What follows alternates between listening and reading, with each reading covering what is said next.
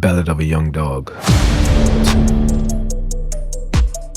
Lately, I've been thinking about loving, about nothing, about missing, about kissing, about leaving you gently. I've enjoyed the stimulation, the sensation of alleviation, the constant complication of you and me and situations. Yes, now I am recording. All right. Okay. Yes, ma'am.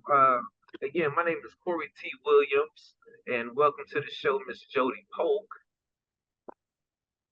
Thank you for having me. Now, Miss Polk, I thank you for your time and thank you for answering my email out the blue. Because I know you were like, okay, I kind of recognize this guy, but okay, what's this about? This is what this is about, Miss Polk. I want to thank you because as a videographer, there's a lot that I have covered here in the Gainesville community. There's a lot that I have hoped for. And when I came across the video that we did for this TV show, The Connection, that I did with Mr. DJ Elo, Mr. Eric Lopez. You remember him? I do. It was a housing event that I was speaking at in Gainesville, and we had the chance to chop it up at that event. Thank you. Thank you. Because it's events like that in which, I get invited to, I'll cover, these incredible people. Like you were there. Also, there was this gentleman named Derry Lloyd. He was there, and it's like we are there. We capture these interviews with you guys, and it's like, all right, what do we do with these superheroes? What do we do with their stories? And so I have these stories. I have these, these origin stories of these superheroes, and I call you a superhero for a reason, and I'm gonna get to it later.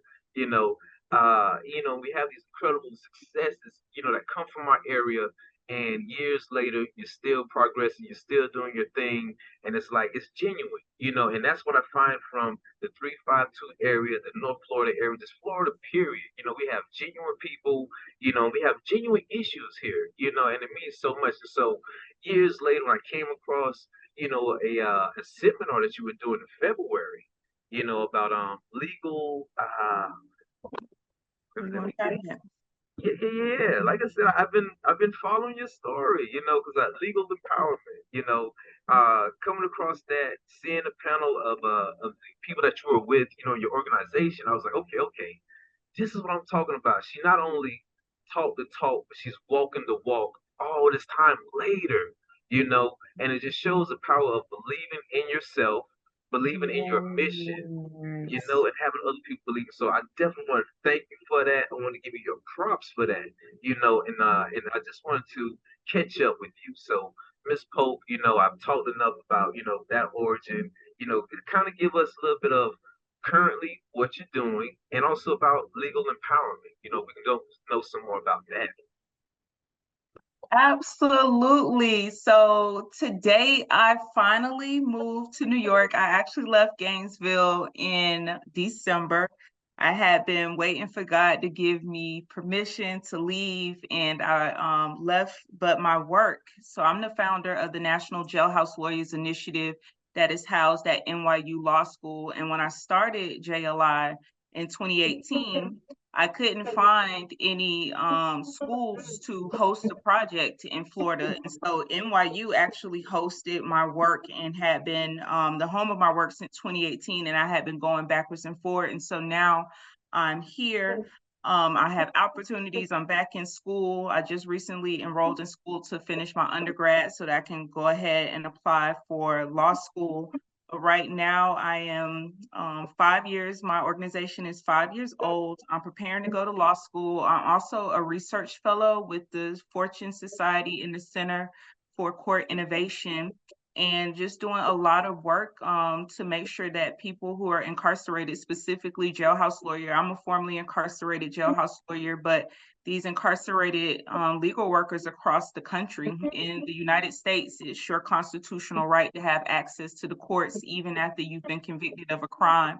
And the facilities, prisons fulfill that constitutional right by having law clerks that work in law libraries. And so we're making sure that those law clerks have premium legal education so that they're able to meet all the legal needs of incarcerated individuals. And when you think about how many people are incarcerated annually in the United States, it's like over 2 million people. Law clerks are individuals who teach the law. And so we're making sure that community members, while they're incarcerated, until we don't have prisons anymore, making sure that we have access to legal education, policy information, so that when we return home, we're able to know the law and use the law, which is legal empowerment. It's a human rights methodology that recognizes that people have to know the law to use the law and use the law to shape the law. So that's what I'm doing, is making sure that partnering law schools with law libraries across the country and working on becoming a lawyer. You know, and that's what I like. I was introduced to a lawyer when I was around 11 years old. He was a black lawyer, and he was the first one I ever saw. You know, uh, he didn't dress like me. He came in a suit. I thought he was kind of square. You know what I mean? But I saw him. I knew he existed. You know, what do you think about introducing legal, black lawyers, those who have experience with the legal justice or the legal system, period, to middle school kids or high school kids, kind of like a pre-law type of thing, before they need somebody. It's not until you get incarcerated and you're like, okay, how do I get out of here? What books do I have? What laws can I look? It's not until you're in the jam before you need, all of that legal knowledge, that empowerment. How can we, in your opinion, empower the youth, to be proactive? Absolutely. And that is, I do believe that lawyers should be teaching the law, and young people should know the law.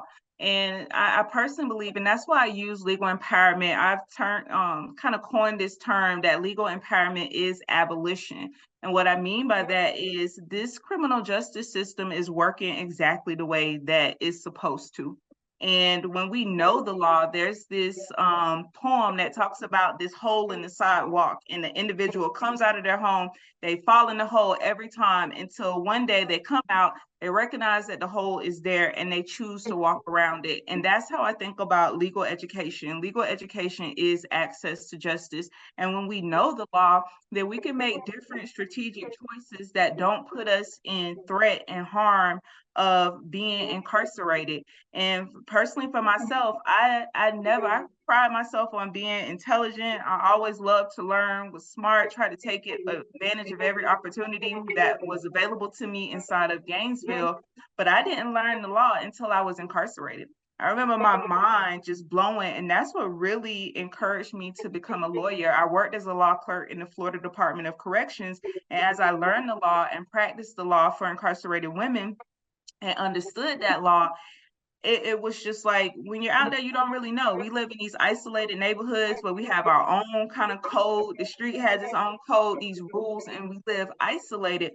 But once I understood how the law worked, that was one of my greatest tools when I came back home, because I am labeled as a violent offender, according to my record. And so I couldn't live in like normal, like apartment complexes. Always had to like understand and use the law to protect my needs. And so I think it's essential that young people understand the law, because the law isn't, a lot of times when we think about justice or we think about the law, we think about the criminal justice system, but law governs employment, housing, education, my health. And so when we understand what the law is, not only can we use it to really hold those who are responsible for protecting the law, we can hold them accountable. But when we don't know, we just fall victim to whatever is happening. So I think when young people understand and know the law, it does give them a greater chance of navigating community in a way that don't fall into those pathways that lead into incarceration. And we don't have to wait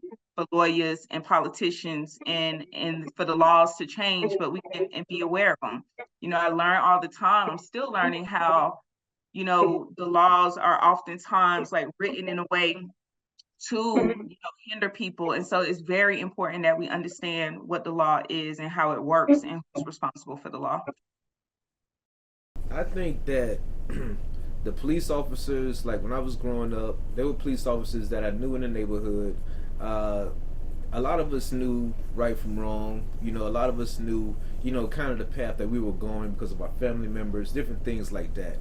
When your family has you on a path, but your heart and soul has you going towards another path, that empowerment that you're speaking, how do you, as a young person, deal with that internal conflict of what you know is right to do, but what the pressures of the community, the pressures of your family, expectations of you, of being that type of person. How can a young person, make that divide, to really do what's right in the face of so many of those pressures?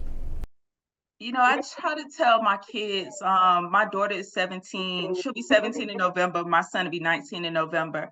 And I tell them that inner voice, for me growing up in Gainesville, my peers, it was so hard for me at Rollins, at Bishop, at Eastside, because my voice sounded like this. People always said, oh, you talk white. You act white. Oh, you want to be white. I used to tell people in elementary school, show me a book on how to be black and how to be white, and I'd be black. And I remember back then, after a while of hearing that, anything right was white. And so after a while, as a young person, I just wanted to fit in with my peers. And so I remember like wanting to be more black. And all of the images, all of the media, all of the music that talked about who we were as Black people was like thug life. And so I adopted that thug life, and it was like I was living two lives. Even though I went to college, I went to Santa Fe, I dual enrolled, I had all these opportunities living in the neighborhoods. My mom was on Section 8, so we lived, in all of the places. Back then, they tell you there was that book at the Alachua County Section 8 office that tell you all the places that took Section 8. And so was always limited to my neighborhood, but we have to hold on to that dream. When we're a young person, it seems like this is all that it is. And now when I look back, that time went by so fast. And it was actually when I was incarcerated, when I was in prison. I went to prison when I was 23 years old, and I recognized that all of the things that my peers had taught me was wrong about me and bad about me was actually the gifts that God had given me. And so we really have to, I think mentors is really important. Having those mentors, I at least had teachers. I love the library. Going into the library, I remember when the big library, the public library came to Alachua County, always talking. I did have adults in my life through the school system, Miss Whitehurst, Miss Tinner, Mr. Shafin, like those teachers that I talked to. And just because, it wasn't like I had these long-term relations with them, but they always modeled to me who I was, and I held on to that. And I think it's important, especially in Gainesville. I say it's like the tale of two cities. And so there's one side of Gainesville, there's this other side of Gainesville. So really encourage. My son is still living in Gainesville, and I encourage him all the time to get to know other parts of Gainesville so that he can see himself inside of the community, see himself inside of the city. I didn't even understood what the University of Florida was until I was in prison. Now I'm a convicted felon, and now I'm understanding like the importance of education. I'm understanding like, I could have been there, I should have been there. And by the time, I got this understanding, it was a little too late. I had a felony conviction that really barred me from being able to take advantage of a lot of things that I had wanted to do. So really, I think it's important for us as adults to encourage the young people, but you just got to be strong. I wish it was a easy answer to that. It's something I think about all the time. My daughter goes through it, but as a mom who's gone through it, I think just as adults, I have to make sure that I ask her what's going on, and look to, talk to her and understand how she's being treated and talk to in school, what she's thinking and how she's feeling. But there's one of the things I do love is mentoring, specifically Black. I don't know why young Black men is important to me. I think they need a woman in their life that's not trying to sleep with them. A lot of times we don't have good relationships with their moms, but I see so many young guys. I love the little young thugs, but when they have somebody that can appreciate them for who they are and not try to change them, it really goes a long way. It does. And I came up with something. It's just a crazy idea. Something called a hug store, because not a lot of young men like myself, we didn't grow up with a mother that hugged us all the time. I know my mom loved me, you know what I mean, but it was kind of like a hard kind of love where, I didn't get those hugs all the time. And as a man, I realized that it's kind of when someone's trying to hold me or try to, love me in that way, it was kind of hard because I didn't come up with those types of, hugs. And so when someone was trying to, love me in that way, they found it difficult that I didn't reciprocate that or I didn't receive that. So just receiving hugs, just that type of acknowledgement, from a woman, that's not, sexual in any way, but just to make the person feel good and feel wanted. I know that makes a difference in my life as a man. Just having a woman just say hello, just being generally nice, it goes a long way. And if I could segue into what you were saying about how you didn't know the university, University of Florida and the other resources that we have here in Gainesville, including Santa Fe, at this particular time, there's kind of like a crisis going on, in Gainesville. And so the partners like University of Florida, Santa Fe, county commission, city commission, they're growing this task force, to try to tackle these issues for young people. We have ideas, and right now they seem like they have some funding for these ideas. So it's like a whole lot of thinking going on. Some money is being up to try to, help the youth in our community, and try to, solve some of these problems when it comes to youth violence, gun violence, and other diversionary type programs. If I could ask your opinion on, do you think that money would solve these issues?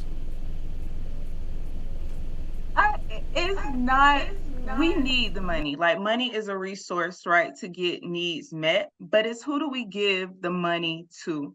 I remember a couple years back, a bunch of money came through Gainesville for the Children's Trust. And I remember how, like, working with the youth is not really kind of like my lane, but I remember how the organizations were like fighting for this money. And then also we're funding organizations and institutions to do community work.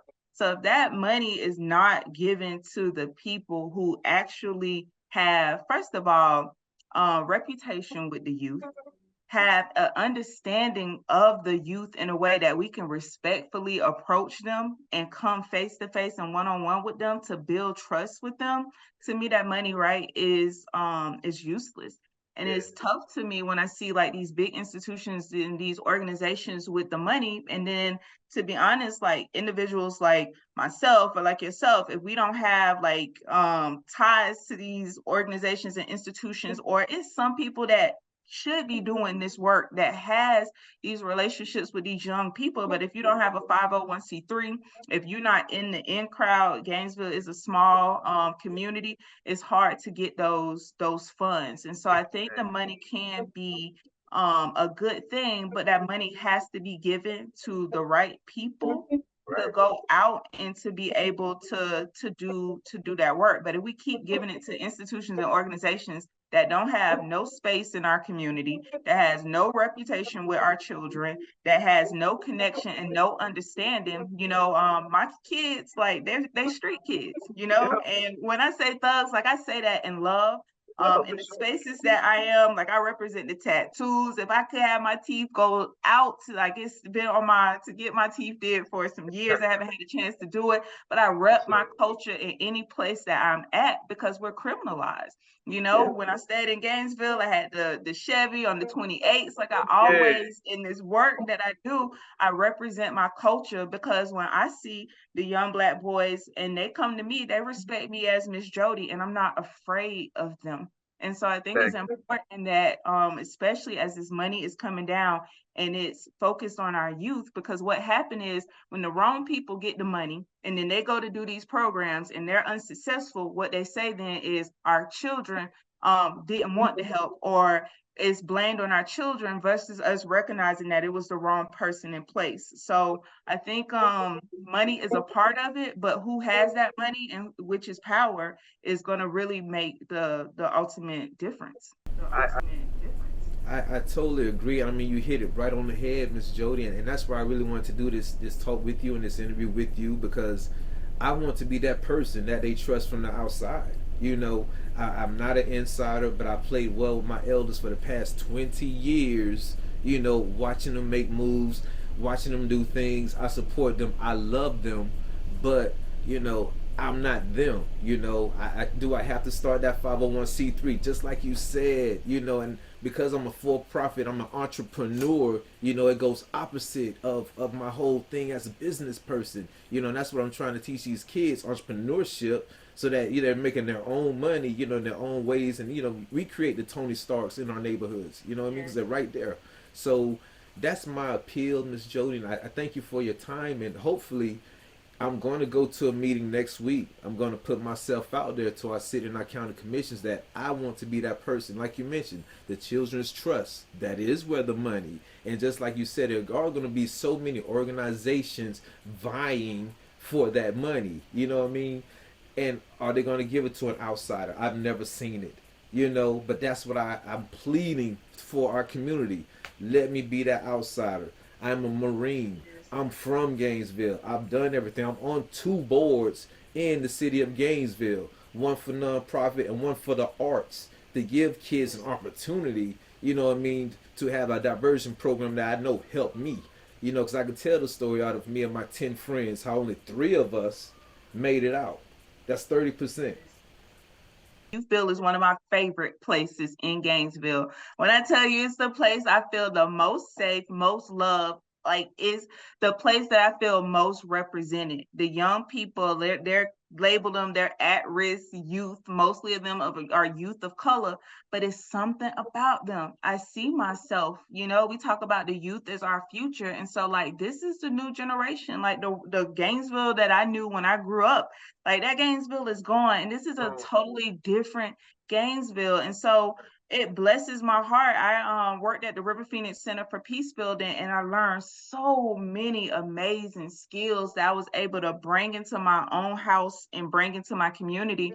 And I was staying out there in between Sugarfoot and Majestic Oaks. And my son had a lot of his friends. I invited them over one day and was doing a circle and asked them, you know, we asked the youth, like, what's your superpowers? And I remember the youth telling me some of them was like stealing, robbing, you know, things like that. And I didn't make them feel horrible. Like the fact that they at least told me the truth and I could listen to them. And I remember, like, you know, young people, they'll test you. And I think they was expecting me to run, but the fact that I didn't shy away from them, I didn't run from them, and I didn't judge them. A lot of those youth, they reach out to me before they make some of these critical decisions that can land them in jail. And so like, we have to really be able to listen and meet them where they're at. And you know, our communities, I think I recognize it, especially when COVID happened and our kids was home and they was in the streets, you know, and it's just like, wow, seeing them truly for who they are. But the change comes when we can meet them face to face and they can trust us to really be able to speak into their life. It does, it does. You know, before we get cut off on this interview, I want to thank you for your time. And like I said, these things that we're touching on, you know, they mean a lot to me. They mean a lot to you. And I just want to thank you. And like I said, I'm glad we're talking about the superpowers, because you are Wonder Woman. You know, I want to thank you for that, the things that you are doing and the powers that you have. And, you know, and I just want to just say thank you for your time. And hopefully, if I can make my appeal, and if they say I have to put a board together, that you would consider joining my board. Absolutely. Thank you so much, Ms. Polk. Thank you. Yes, and let me know if we got to. I don't mind rallying up the youth. Like I said, my kids are connected. My son is out there in Gainesville, so we all need to show up and let the city know who our choice is. Like, we got to start showing up together. So any way I can organize around you and with you, like, you have my full support. Thank you so much, Ms. Polk. Thank you for your time, and I'll give you a call when we get offline. Thank you so much. Thank you. All right, have a good day. Good night.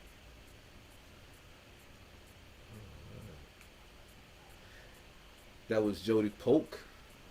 It was Corey T. Williams. You know, check me out. I've got a proposal called Superior Moves for Kids, and I'm serious about being a leader of Gainesville. Thank you for your time. We out. Ballad of a Young Dog 2. Lately, I've been thinking about loving, about nothing, about missing, about kissing, about leaving you gently. I've enjoyed the stimulation, the sensation of alleviation, the constant complication of you.